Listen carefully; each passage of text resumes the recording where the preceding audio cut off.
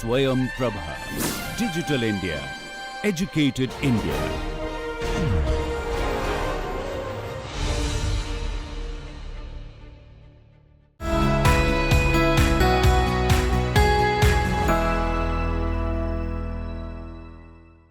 The Reynolds transport theorem.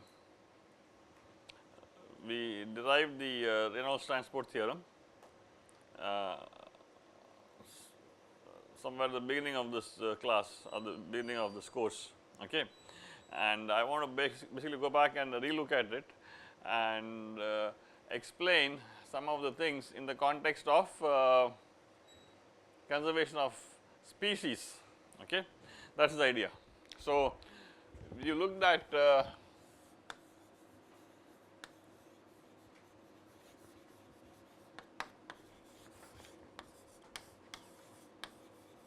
species, okay.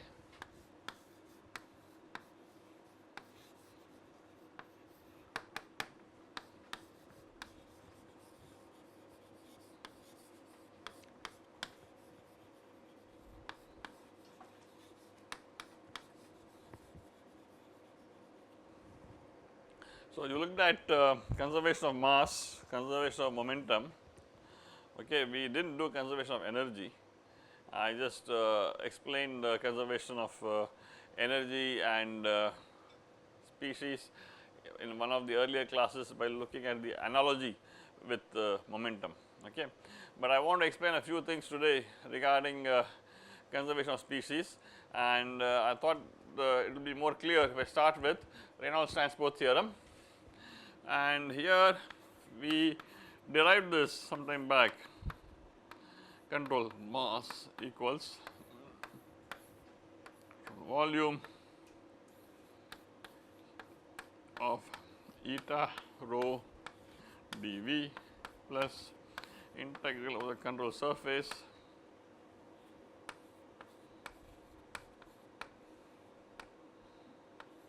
dA.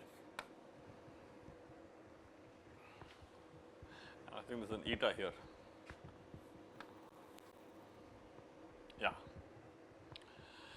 So, basically to recall what Reynolds transport theorem does is it relates changes in control mass to control volume, okay. And the relationship is you have to add something like the flux which is coming in, whatever is passing through the control surface. So, to give you this notation, this is the control volume and this is the control surface. If you are focusing on the mass inside the control volume and you talk about the rate of change of a particular property, that is the left hand side. This the first term on the right hand side tells you what is the rate of change in the control volume, and this tells you what is the rate of change of the property leaving the control surface, okay. We saw this some time back. And what I want to emphasize here is eta is the property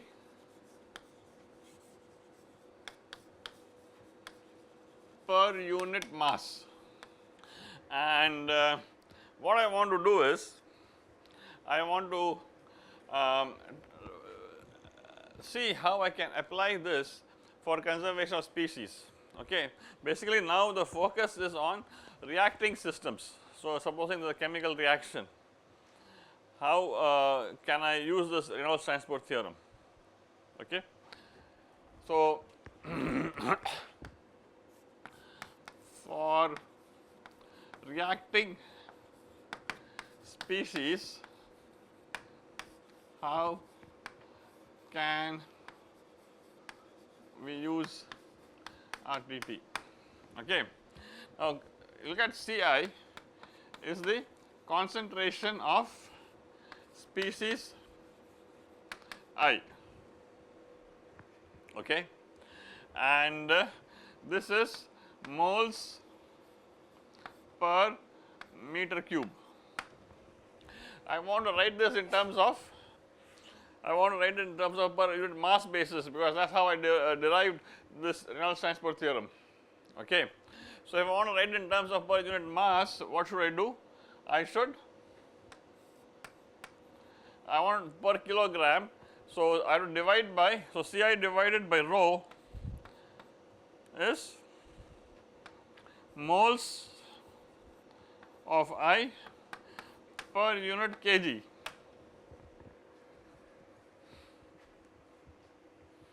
So, if I want to look at the amount of species I on a per unit mass basis, okay, Ci by rho is the, and rho is the density of the fluid, rho is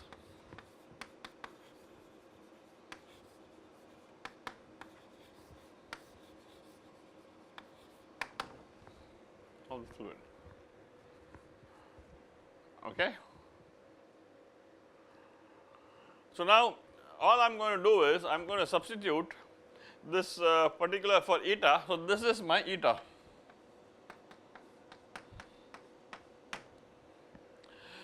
And in what I'm going to do now, I am going to assume rho is constant. In a sense, although there can be chemical reactions. For example, if there is a species, some chemical reaction is going on, the change in the density is not much. So, rho is constant, okay, just to keep life simple. So, now this is my property per unit mass. If you go back, when we applied the Reynolds transport theorem earlier, for conservation of mass I said eta was 1, for conservation of momentum I said eta was v, okay. So, this is the same thing now. So, I am going to substitute this eta here. So, eta multiplied by rho is my Ci, okay. And if I substitute that here, what do I get? ddt of n of the species I. I am putting I here to tell you I am talking about amount of species I in the control mass, and again I will keep my life simple. I will assume that my control volume is constant. I am not allowing for control volume to change, okay. So, then I can take the d by dt outside, because I can interchange d by dt of triple integral eta rho is nothing but Ci dV plus integral of the control surface Ci eta rho Ci v dot dA.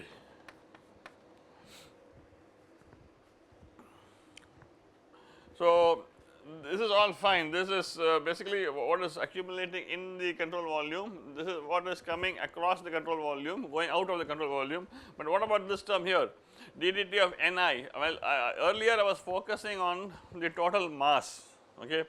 Now I am focusing only on the species I which is present in the control mass. So, control mass means the mass is constant, but I am not looking at the total mass, I am looking at this particular species. It could be benzene, it could be toluene, it could be ammonia in that control mass, and because of chemical reaction it can change.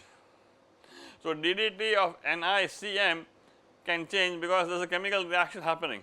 So, the point I am trying to make here is that that particular thing is going to be decided by the rate of the reaction. Suppose you have a reacting species, if there is no reaction, then species I is not changing. But if there is a chemical reaction going on, okay, this ddt of NiCm, this is going to be given by the rate of the reaction, okay, because ddt of NiCm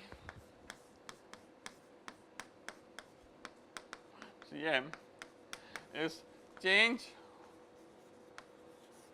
of the species in the control mass arising from chemical reaction. This is given by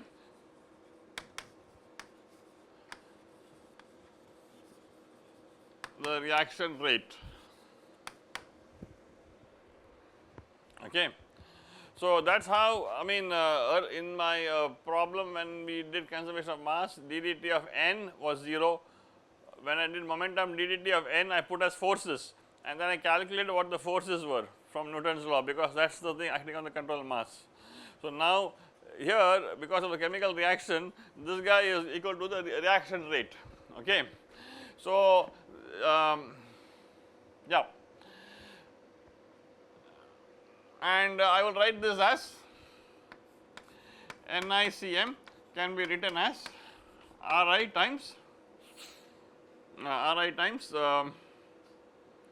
the volume,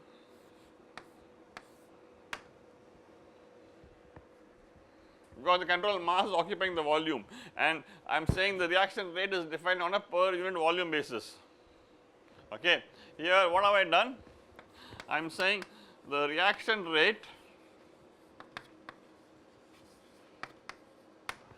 is defined on a per unit volume basis. So, RIV tells you the total amount of species I which is reacting.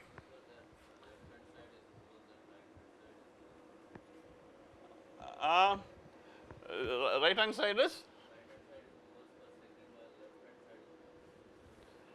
right hand side is moles. No, right hand side is also okay. This is moles per.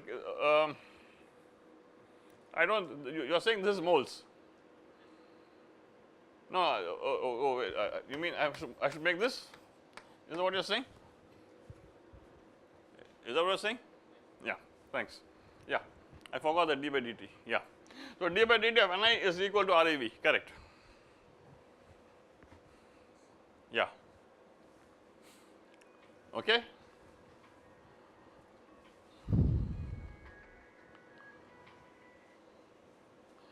So now I am going to substitute this here, and I am going to write RiV equals d by dt of integral control volume Ci dV plus integral control surface Ci V dot dA.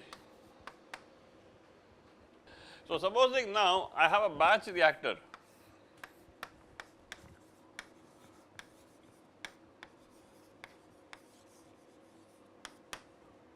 Okay. So the volume is fixed. So this is a batch reactor. There is the volume of this reactor which is fixed batch. So there is no flow across the reactor, and I am going to choose this as my control volume and the surface of the contents as my control surface, and I am going to apply my Reynolds transport theorem. Okay. So in the Reynolds transport theorem for batch reactor,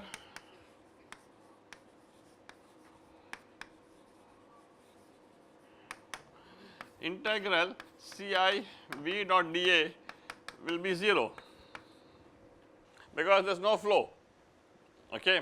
Across the control surface, there is nothing coming in, nothing going out, there is no velocity perpendicular to the control surface. So what I have left is Ri into V must be equal to d by dt of integral control volume Ci dV, and typically what we do in a batch reactor is we stir. So the concentration is going to be uniform in my reactor. So concentration does not change with position. Okay. So I can treat the concentration as being independent of x, y, z. So I can pull this outside the integral, and what I have is d dt of Ci multiplied by V because of well mixed, and this is RiV, and basically what I get is dCi by dt is equal to Ri. Okay. So I mean this is what you have been using all along. I mean d by dt of Ci, but I just wanted to point out that in one case you are looking at, so the left hand side d dt of Ci tells you what is the accumulation inside, and that is coming from this integral, and this is the material mass because of the chemical reaction. There is a change, and that is your generation term. Okay, that is your Ri. Okay. So, this is what you use when you do your batch reactor. Okay. Any questions? So, just to recap, I wrote the Reynolds transport theorem for species, okay, and for batch this becomes 0, because well stirred I can take the Ci out. Ci can change with time, it is because of well stirred it is not changing with space.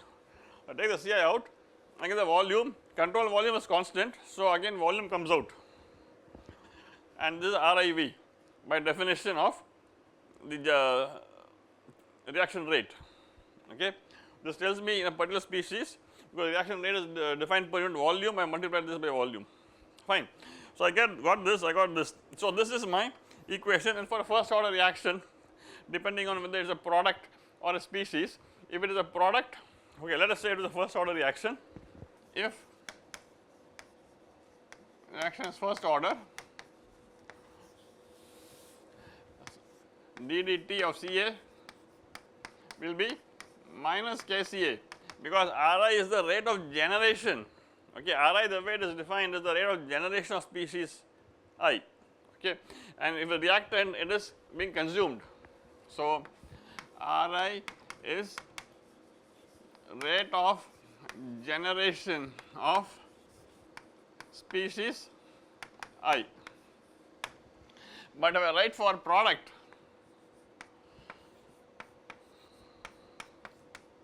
I will write it as K times Ca. The reaction I am talking about is A giving product.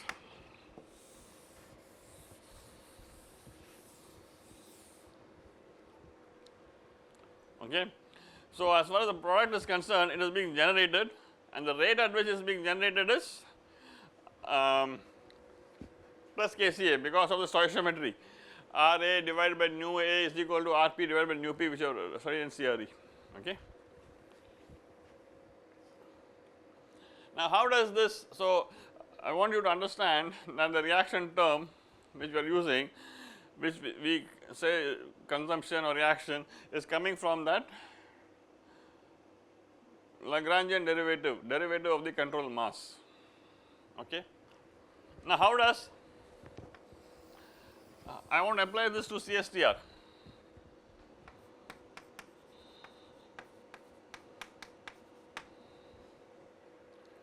Okay. So, now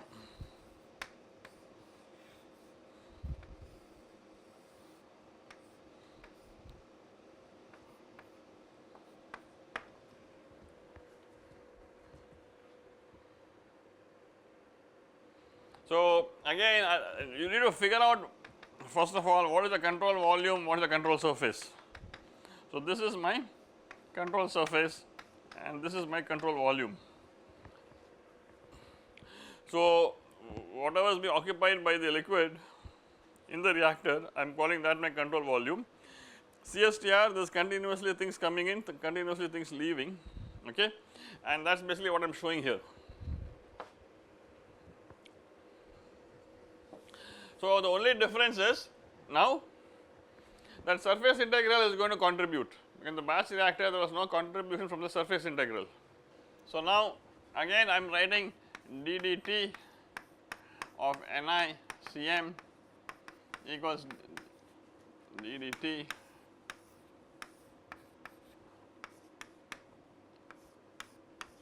dV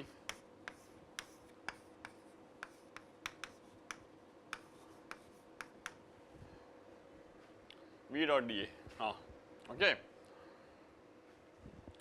So, V dot dA is nothing but, so across this pipe, so there is a pipe which is bringing in liquid, and across these walls there is no flow. So, only portion of the control surface which is going to contribute to that surface integral is this inlet pipe and this outlet pipe, okay, and this is Cf. What is coming into the reactor is coming in at a concentration feed Cf. What is going out is going to be at a concentration C I, which is what is present in the reactor, because that is the assumption we make in the CSTR, right. The what is leaving the reactor is the same as what is present in the reactor. So, this concentration is the same as this concentration here at I in the reactor. So, if I were to look at this the double integral contribution of Ci V dot dA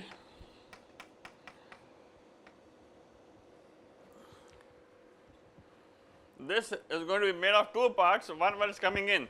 So, at the surface where it is coming in, the concentration is Cf, okay, and the velocity vector is inward, area vector is outward. So, V dot dA is negative, and what is V dot dA? The volumetric flow rate. So, if you take an area element, assuming that the velocity is uniform, integral, so Ci I am saying is Cf is uniform, integral V dot dA is the volumetric flow rate. So, this is going to be minus Q Cf. Why is it minus? Because at the inlet, the area is pointing in the outward normal direction, velocity is in the inward normal direction, plus this is at the inlet. What is happening at outlet? Again, the volume is constant in the my reactor, my volume is constant, and what is going out is going to be at the concentration Ci, and the flow rate is going to be Q again, because whatever is coming in is going, and there is no accumulation inside. Let us say we just assuming density is constant, okay. So, plus Q times Ci.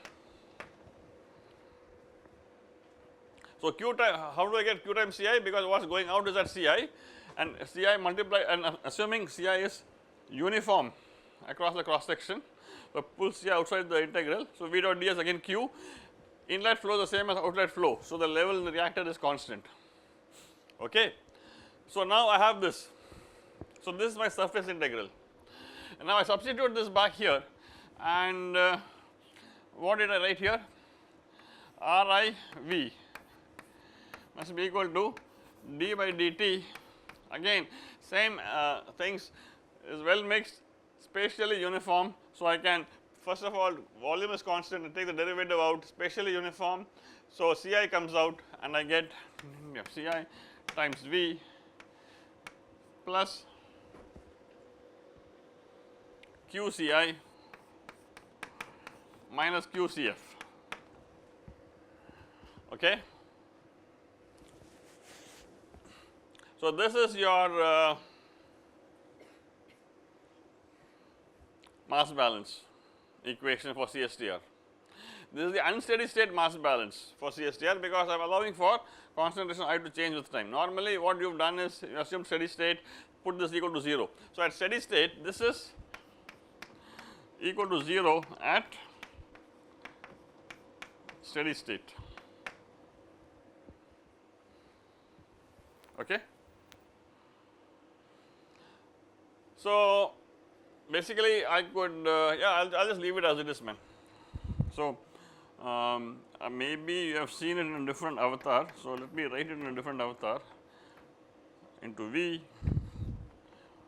equals Q times Cf minus Ci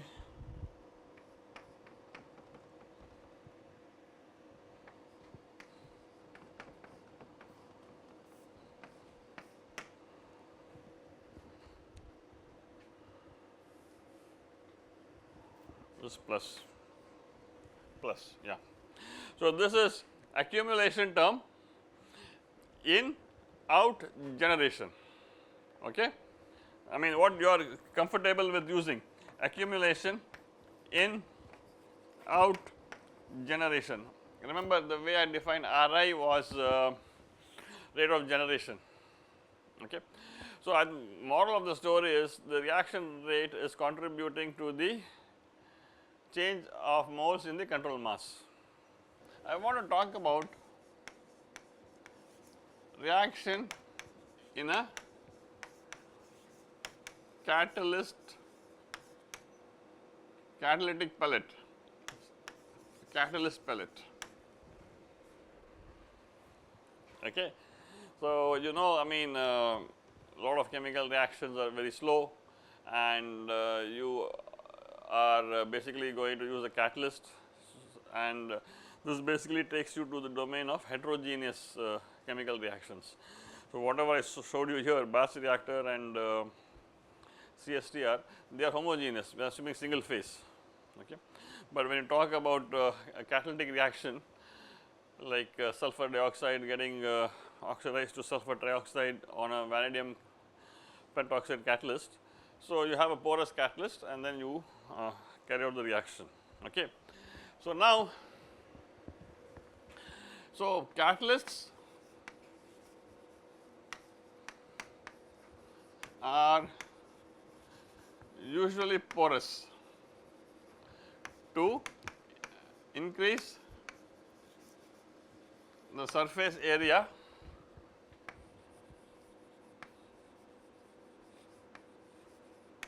available for the reaction. Okay. So, earlier the homogeneous thing, the reaction rate was defined on a per unit volume basis, because the entire volume was contributing, but now only on the surface of the catalyst the reaction is going to occur. Okay. And therefore, you are looking at surface, maximizing the surface area. So, supposing, just to keep life simple, I take my catalyst is a rectangular slab, okay, and this is my catalyst. So, there are some pores are there, all of my drawing I am drawing all kinds of pores, okay, the porous catalyst. So, there is going to be a random network of pores in the catalyst, and this Ca is the concentration of the reactant in the bulk, maybe Ca B, Ca subscript B, okay, Cab. Cab is a concentration in the bulk, that in the gas or liquid which is flowing through the flowing around the catalyst. Okay. Now, what is going to happen, and of course, you have Cab, this catalyst is exposed to Cab on both the sides. What is going to happen is the species A has to diffuse and enter into the catalyst. It will come to the site where you have the catalyst, then it will react and give you product. Okay. So, basically what we want to do is, we want to understand how this diffusion is going to take place, and this the reaction is going to take place. So, both have to be considered. Okay. So, we will so A diffuses into the catalyst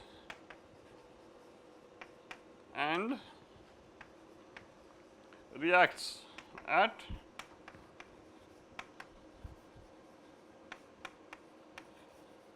the catalyst site.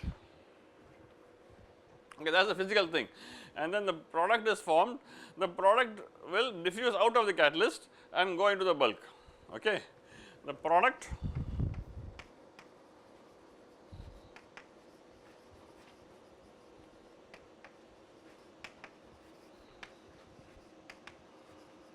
catalyst and goes to the bulk. Okay. So, because your pores are very, very fine, you do not talk in terms of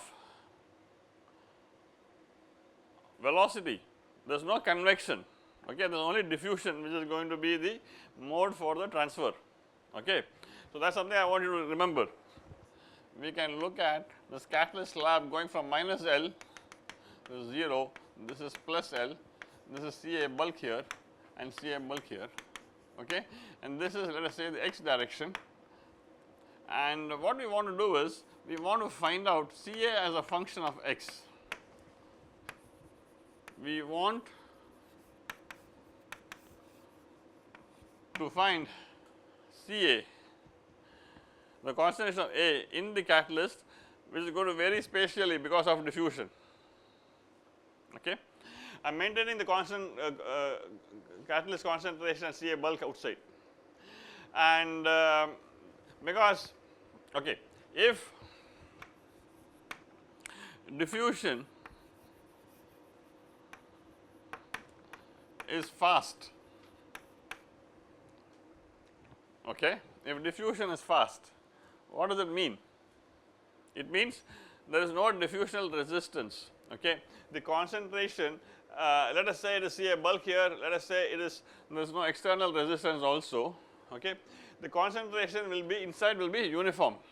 Okay, concentration in the pellet be uniform with respect to x. If diffusion, I mean okay, if reaction is fast, if the reaction is fast, what is going to happen? As soon as the A enters the pellet, it is going to completely react and the concentration will drop to 0.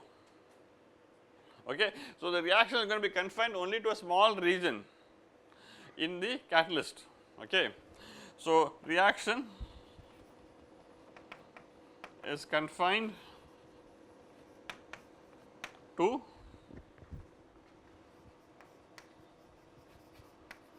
small region near the surface. Okay.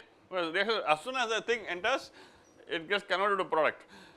So, in the first case, the entire catalyst inside the pellet, all the sites are going to be effective in participating in the reaction.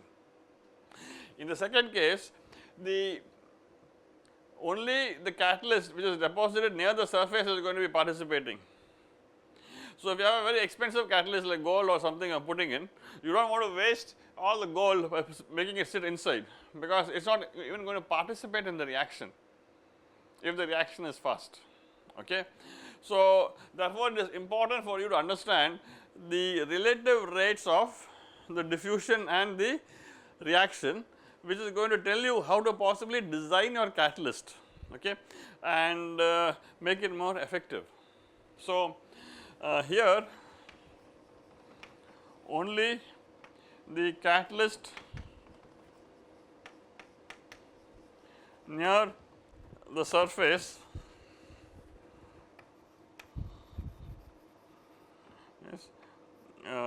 participates, okay, and so we should not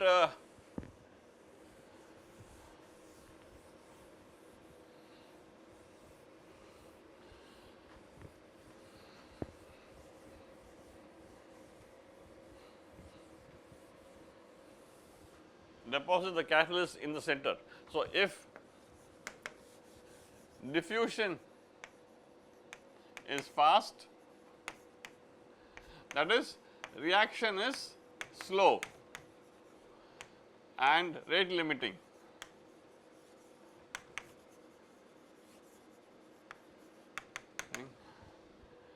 Then the catalyst should have, say, a uniform deposition of I am going to look at gold as the most expensive thing and put it there. Okay, there may be more expensive things. Okay, and otherwise deposit the catalyst only on only near the surface. I mean, this is my physical thing. This is my physical qualitative argument I am making. Now, what I want to do is I want to quantify things. So, for that I need to write down the mass balance equations and do the develop the model and to find a solution to figure out, you know, how this catalyst is behaving. So, I want to so basically the concentration varies spatially. So, this is different from my batch and CSTR. In batch and CSTR, I took the control volume and control surface as the full reactor, because it was being well stirred. There were no concentration gradients inside the reactor, it was all uniform, okay. And I took the entire control volume, control surface. But now I am interested in variation of the control. So, I can't take the full pellet, because I have to worry about how the concentration is changing inside, okay, and worry about how the concentration changes as a function of x. So, what I have to do is I would take a small control volume and infinitesimal control volume, but take a thin shell, and that is what we are going to do. So, consider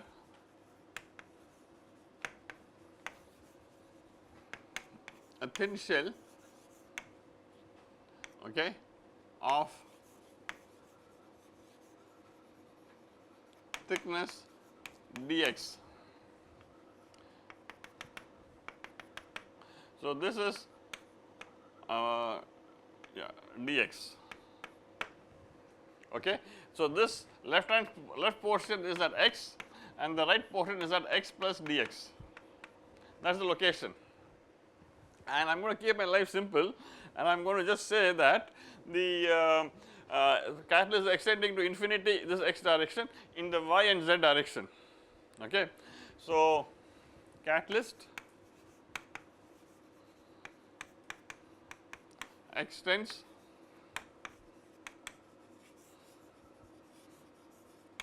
infinity in y and z directions, yeah, okay. And I am going to apply the Reynolds transport theorem, because we just did that. Tomorrow maybe I will show a different way of doing the same thing, but we get the same result. So, apply the Reynolds transport theorem, and what was it again? d dt of NiCm equals d dt Ci dV plus integral Ci v dot dA over the control surface.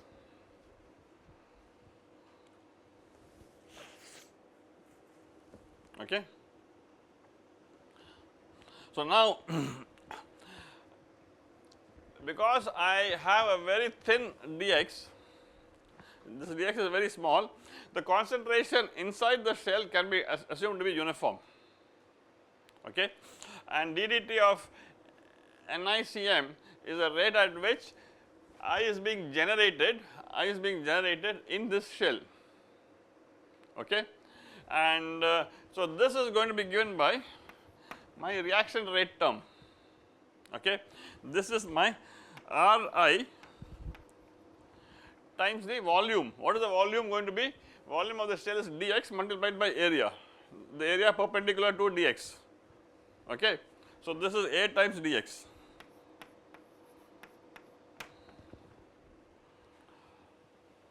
Is this clear? Whatever we did earlier, I had Ri times volume. So, now I am just having Ri times volume again, but volume is this volume of the shell. Earlier I had the volume of the full reactor, but now I have volume of this thin shell, and that is A times dx. Now, what about this term here? Again, shell has a constant volume, so I can take the d dt out, okay. So, I have d by dt, and my volume element is again A dx, okay. So, it is d dt of Ci times A times dx, because the control volume is constant, I am taking the derivative out. Because the control volume is very, very small, inside this control volume I am saying my Ci is uniform, I am taking out of the integral. Okay. So, Ci is uniform, so d by dt comes out, Ci comes out because it is uniform in my control volume, it is so small that there is no change in the concentration. That is the argument. Okay. And here normally physically what does this represent? Physically this represents the rate at which species I is going out of the control volume through the control surface. Okay. This represents rate of efflux.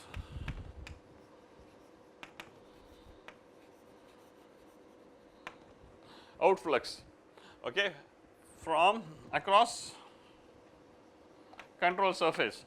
But in our problem there is no velocity because this is a solid porous catalyst. Okay. There is no bulk velocity by which things are going through the control surface, but what happens is the things are leaving because of concentration gradient, because of the flux, because of concentration gradient, because of diffusion. So, that I have to include. Okay. So, I am just going to remember physically this represents concentration of leaving the control surface, and so here on this surface this is x direction, concentration leaving is going to be given by minus di. Do I write it here? Yeah. So, this term, let me write it here.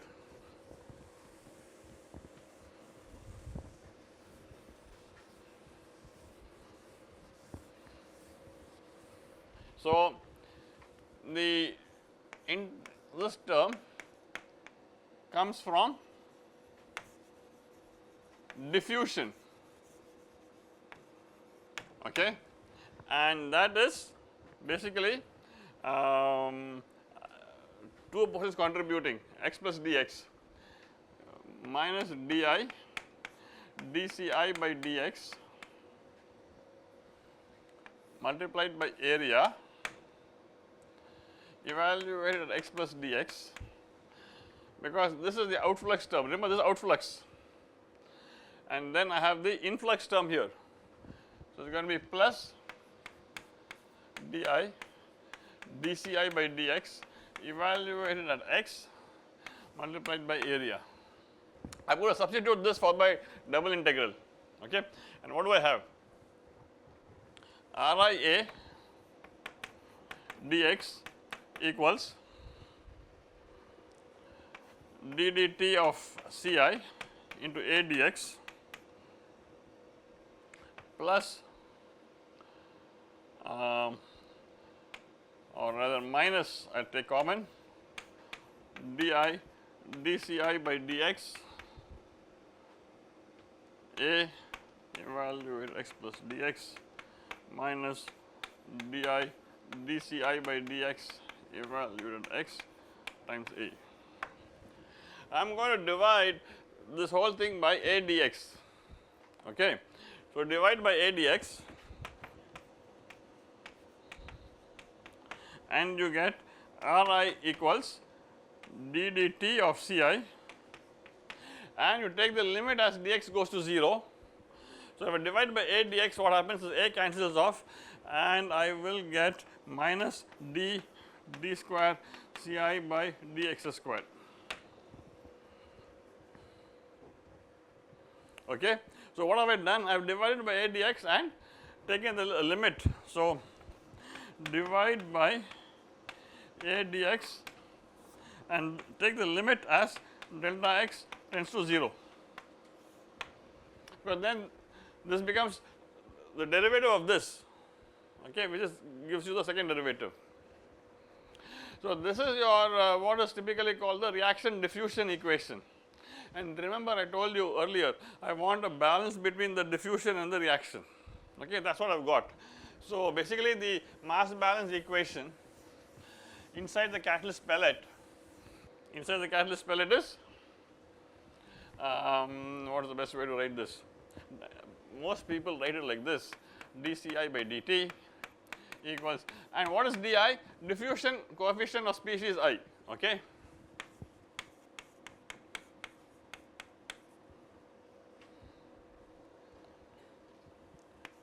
plus Ri. So, this is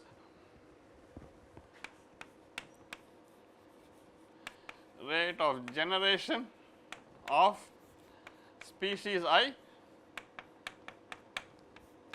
per unit volume. Why? Because I wrote this as Ri times A dx. So, if you have your reaction rate is defined in terms of per unit surface area, you have to multiply it by surface area per unit volume and then use it. Okay. So, when you are doing this heterogeneous reactions, you have to be very careful. How is the reaction rate defined? Is it defined on a per unit area basis? Is your equation on a per unit volume basis? And then you have to make the appropriate adjustment. Okay. So, this is the thing we have. Of course, this is an unsteady state this thing. Now, we will keep our life simple. Assume reaction is first order, then Ri is rate of generation of species I, and because if it is a reactant, it is not being generated, but is being consumed, it will be minus Kci. Okay. And d dt of Ci equals di d square Ci by dx squared minus Kci for reactant. Okay.